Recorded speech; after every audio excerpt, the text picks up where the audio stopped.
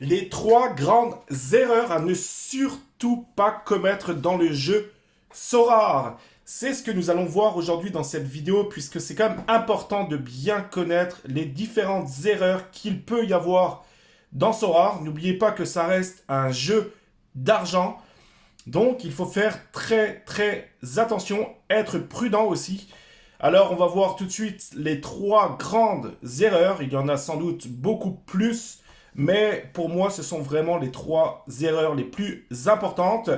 Je dirais en première, ça serait la séduction, on va voir ça ensemble en détail dans cette vidéo.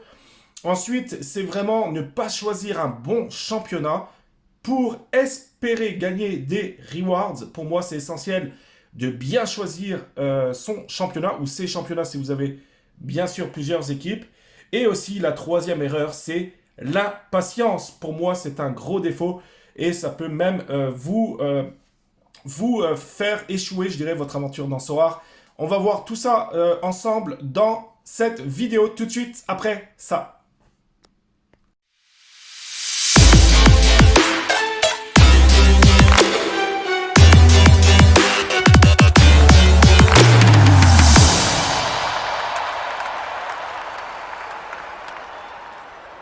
Alors, comme je disais, il y a plusieurs erreurs, hein, surtout pas faire, je dirais, dans le jeu Sorare. Avant toute chose, si tu es débutant, si tu viens de commencer, si l'aventure de Sorare t'intéresse, sache que moi, ça fait environ 2 semaines que j'ai commencé Sorare. Ça fait très longtemps, bien sûr, que j'analyse ça. J'ai analysé plusieurs jeux en crypto, mais vraiment Sorare, pour moi, c'est le best, c'est le meilleur. C'est juste au début en plus, donc il y a vraiment beaucoup de choses. Vous pouvez vraiment littéralement, hein, je dirais, gagner de l'argent. Il faut se le dire, si et seulement si hein, vous commettez pas d'erreur, si vous connaissez aussi les différentes stratégies. Alors si ça te dit, hein, tu peux utiliser mon lien de parrainage qui est en dessous de la vidéo. Hein. Tu peux me trouver facilement Crypto Jeux France dans Sorare. Je ferai souvent des jeux de concours pour gagner des cartes limited, plus de l'ETH une fois par mois. Aussi, j'ai créé un groupe Discord, donc aussi bien pour mes filleuls que pour toute autre personne qui aurait des questions à me poser. Le groupe Discord est en dessous de la vidéo, hein, vous pouvez cliquer dessus. Et puis pour ceux qui vont utiliser bien sûr mon lien de parrainage, là on va vraiment analyser, je vais pouvoir vous conseiller, je dirais au mieux par rapport aussi à votre budget. Voilà, mais voilà, donc il faut bien comprendre hein, qu'il y a différentes erreurs dans Sorare. Je vais aussi dans cette vidéo vous partager mon écran et vous montrer, je dirais, mes résultats de cette Game Week, hein, de la dernière Game Week qui s'est terminée. Vous allez voir que c'est difficile. Il faut scorer. Hein. Je vous le cache pas, il faut avoir vraiment de bons scores, je dirais, pour espérer gagner des rewards. D'accord? Ça, il faut en avoir conscience. C'est pour ça que en deux, hein, on verra comment choisir un bon championnat, qui est un petit peu moins difficile que d'autres. Mais la séduction, c'est quoi? C'est que, attention à la tentation, vous allez être tenté. En ce moment, vous l'avez vu, il y a des cartes de la Bundesliga qui ont été débloquées.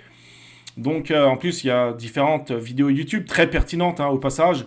Mais oui, c'est clairement, hein, on peut être tenté d'acheter, de revendre pas cher nos cartes qu'on a actuellement pour acheter des joueurs de Bundesliga, voilà, pour espérer peut-être les revendre plus tard à un meilleur prix. Donc pour moi, c'est une grande erreur, d'accord? Déjà, quand on vend des cartes, on essaye, s'il vous plaît, de ne pas les vendre à perte. Il y aura toujours un moment ou un autre où les joueurs vont performer, et à ce moment-là, vous pourrez les vendre sans doute avec des bons profits, d'accord? Mais surtout pas vendre vos cartes précipitamment à perte pour acheter d'autres nouvelles cartes. Ça, c'est une grosse erreur. Si vous faites cela, à moyen ou long terme, vous êtes amené, c'est sûr, à échouer dans Sorare. Donc ça, c'est très important de bien le comprendre. Une fois que vous avez défini une stratégie, votre stratégie, il faut s'en tenir, d'accord? Puisque vous allez être tenté à droite, à gauche, par les cartes rares. Vous allez être tenté par les paliers. Hein. Pour ceux qui ne savent pas, c'est possible de gagner de l'ETH à partir de 205 points, mais avec des cartes rares. D'accord? Donc là aussi, on peut être tenté, je dirais, on peut être séduit, hein, tout compte fait, par les cartes rares. Mais pour moi, c'est une grosse erreur. Au début, on commence avec des limited, à part si vous avez un gros budget. Après, attention, chacun sa stratégie, d'accord? Pour moi, c'est la mienne. Je dis pas que c'est la meilleure stratégie au monde. Peut-être qu'avec les cartes rares, c'est aussi, ma foi, une bonne stratégie. Mais on n'est pas à l'abri de blessures, on n'est pas à l'abri de suspendus. Donc, il faudrait avoir plusieurs cartes rares qui pourraient tout de suite coûter cher. Donc, pour moi, je préfère commencer en limited et avoir énormément de joueurs pour composer au mieux mes équipes. De toute façon, sachez aussi qu'on commettra des erreurs, hein. La vie est faite d'imprévus, la vie est faite d'échecs, donc forcément vous allez échouer, mais c'est en échouant que vous allez vous améliorer, vous allez gagner en expérience dans le jeu Sorare. Ça c'est très très important. Maintenant, je vais vous montrer mes scores de cette dernière Game Week et vous allez voir qu'il fallait énormément scorer pour espérer avoir des rewards. Et je vais tout de suite vous expliquer ça, hein. Et pourquoi je vais le faire, c'est tout simplement pour vous mettre en garde de bien choisir votre championnat. Très important. Alors voilà, donc Game Week 212, celle qui va se terminer demain. Bon, là, il y a plus beaucoup de matchs, hein, mais celle qui va clairement se terminer. Ben, vous voyez, j'ai composé 3 équipes. Alors, ma première équipe, je vais vous la montrer, hein.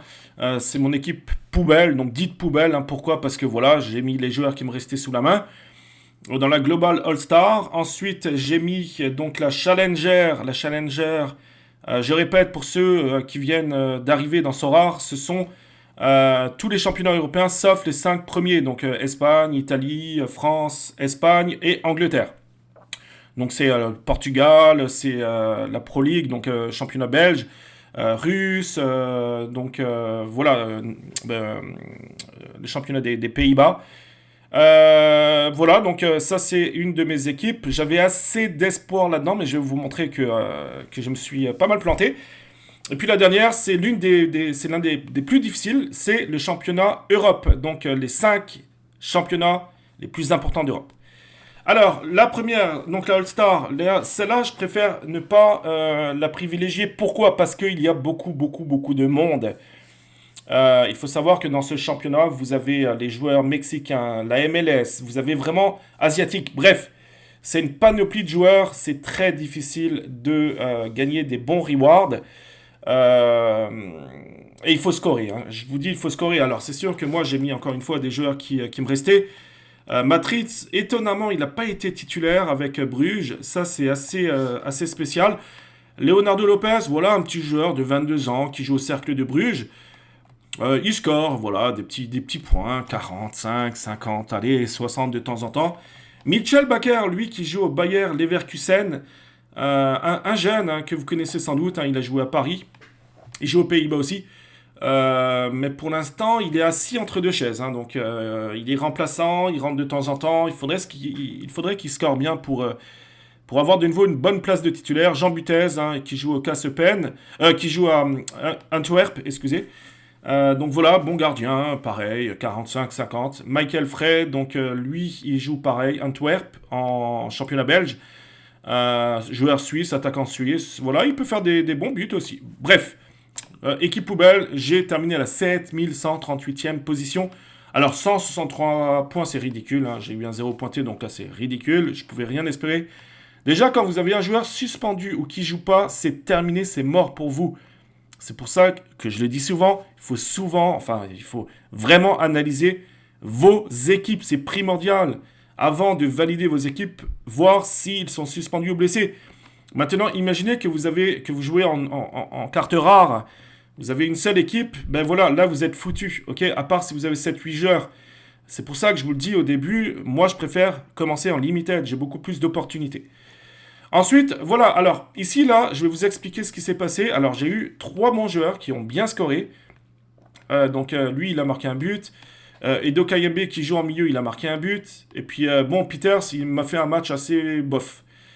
Enzoki, alors lui, ça fait déjà 2 fois qu'il me met littéralement dedans, avec des scores, là il a fait 25, il avait fait 10 ou 12, même pas, il avait fait 7 je pense, la semaine dernière, enfin en Coupe d'Europe. Donc bof, lui, je vais le remplacer pour mon équipe Challenger, j'ai presque envie d'acheter du poids lourd, hein. Jonathan Harris qui joue également, enfin qui joue au Cassepen.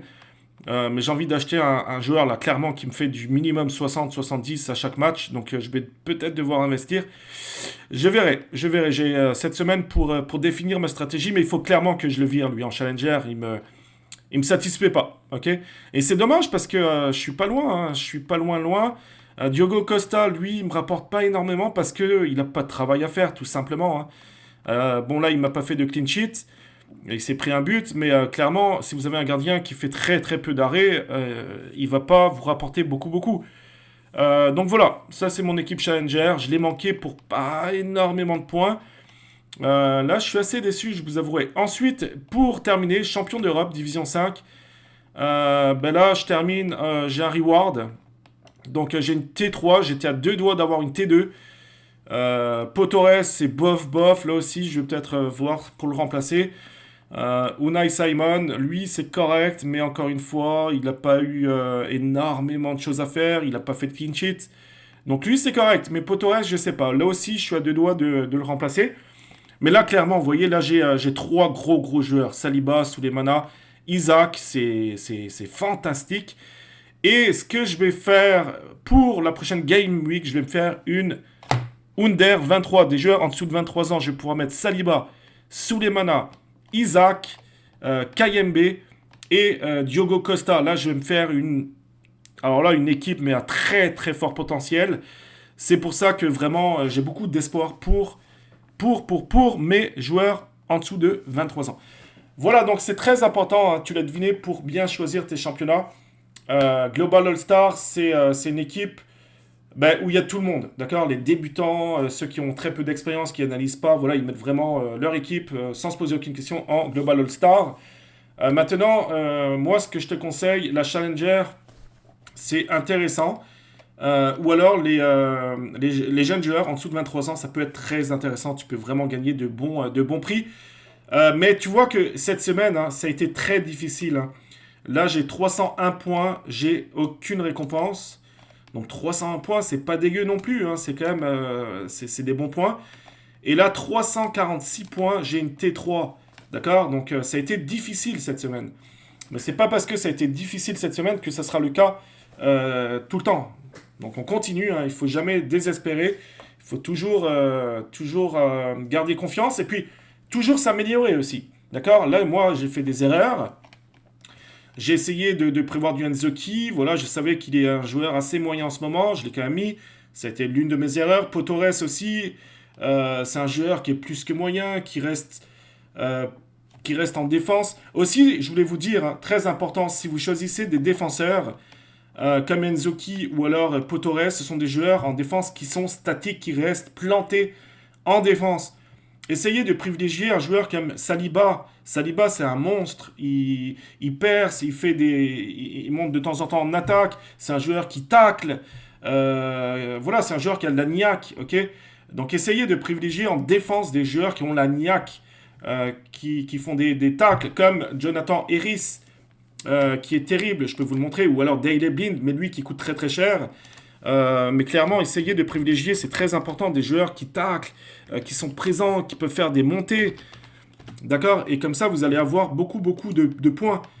Si je prends lui, par exemple, qui joue au Casse Eupen, c'est un joueur clairement qui tacle, qui est présent, qui bouge beaucoup, qui fait beaucoup de têtes, beaucoup d'interventions. Donc voilà, c'est un joueur qui vous permet de scorer, de faire beaucoup de points versus mon Potores ou versus mon Nzoki qui reste, voilà, planté en défense. D'accord? Donc ça maintenant je le sais, je vais changer ça, je vais me corriger pour m'améliorer. Donc vous aussi, le jeu Sorare, c'est quoi? C'est toujours vous améliorer, gagner en expérience. Quelque part, c'est aussi toujours se remettre en question. Maintenant, donc voilà, c'est très important de choisir votre bon championnat. Alors, je vais me mettre en grand écran. Voilà. Et puis, pour terminer cette vidéo, c'est l'impatience. Alors, l'impatience, ça veut dire quoi? Ça veut dire, premièrement, je l'ai dit tantôt, vendre vos cartes à perte. Ça, c'est quelque chose qu'il faut surtout pas faire. Si on devait regarder hein, les cartes vendues dans Sorare Data, on verra qu'il y a des courbes. Et les courbes, c'est pas comme ça, ok? Ça reste pas c'est pas une courbe ascendante qui reste à la hausse en permanence. Il y a des hauts et il y a des bas. Il y a des hauts et il y a des bas. Toujours, quasiment toujours, sur vos joueurs, à part si vous achetez des joueurs très vieux. Mais souvent, si c'est des jeunes, ça fait ça. D'accord? Donc, à un moment donné, avec la patience, et si vous voulez vendre votre carte, attendez. Attendez qu'il reste sur 2 ou 3 très bons matchs. Et à ce moment-là, vous allez pouvoir le vendre. Ok? Ça, c'est très important. C'est le fait d'être patient. Aussi, qu'est-ce que je pourrais rajouter pour la patience? C'est essayer de vous faire confiance, essayer de ne pas vraiment écouter tout ce qui peut se dire. Aujourd'hui sur YouTube, hein, on entend beaucoup de choses. Ce sont des choses très très pertinentes, mais vous vous rendez compte qu'il y a différentes stratégies aussi. Comme par exemple, là, on l'a vu, hein, la Bundesliga. Donc là, qu'est-ce qui s'est passé? Clairement, il y a beaucoup de joueurs qui ont vendu leurs cartes quasiment à perte pour acheter des joueurs de la Bundesliga. Pour moi, ça, c'est une grosse erreur. Alors, ce ne sont pas des génies, hein, les joueurs qui jouent en Allemagne. Il y a des joueurs qui jouent en Belgique, ce sont des véritables génies. Au Portugal, pareil. Et ce sont des joueurs qui coûtent largement moins cher. Ça a été littéralement une frénésie avec les cartes, hein, qu'il y a eu en vente cette fin de semaine. Donc vraiment, soyez patients. Et puis si vous réussissez pas à gagner des gains une semaine ou deux, c'est pas grave. Essayez toujours de vous améliorer. Essayez aussi de rester sur votre ligne de conduite. Si vous avez décidé de partir sur un seul championnat, faites-le, ok? Et puis si vous avez décidé de commencer avec des limited, restez en limited. Ok, essayez pas de vous laisser séduire par les paliers. N'oubliez pas que Soar, c'est un jeu d'argent. Ils sont là pour vous faire dépenser de l'argent. Ils ont mis en place les paliers pour séduire le plus possible des joueurs qui n'ont pas forcément de gros budget. Je dis pas que c'est pas bon, mais avec un budget assez faible, 500, 700 euros, vous pouvez littéralement vous monter une très bonne équipe en limited qui peut vous rapporter des points. Ok? Donc voilà, la patience. Alors, n'oubliez pas de vous abonner à la chaîne YouTube si ce n'est pas déjà fait, à liker la vidéo, à laisser un commentaire. Aussi, j'ai créé un groupe Discord. Vous avez le lien en dessous de la vidéo. Rejoignez le groupe Discord et puis vous allez pouvoir aussi me poser des questions par rapport à votre budget, par rapport aussi à des analyses de tel ou tel joueur. Je ferai des vidéos d'ailleurs sur YouTube concernant de l'analyse pure et simple d'équipe. Alors, si ça vous intéresse, laissez-le moi savoir, hein, par un commentaire vidéo YouTube ou dans le groupe Discord. Voilà, j'espère que cette vidéo vous aura plu. On se dit à très bientôt. Alors, demain, je sais pas, je vais vous le dire, je ne l'ai pas encore dit. Demain, c'est tous les mardis à 20h. Tous les mardis, 20h sur YouTube, sur Twitch. Vous allez avoir un direct. On va parler Sorar, littéralement Sorar. Analyse, stratégie, questions-réponses et aussi ouverture de rewards, si oui ou non j'en ai. Il y aura des semaines où j'aurai rien du tout. Là, je vais en avoir une, c'est la tier 3 Limited Champion d'Europe. Et puis voilà, je vais répondre vraiment à toutes vos questions-réponses. C'est demain mardi. Donc vous regardez cette vidéo peut-être un autre jour de la semaine. Mais tous les mardis à 20h sur YouTube et Twitch, vous allez avoir un direct et je vais répondre à toutes vos questions. On se dit à très bientôt. Courage à vous et je vous souhaite de passer une très très bonne semaine. À très très bientôt. Bye.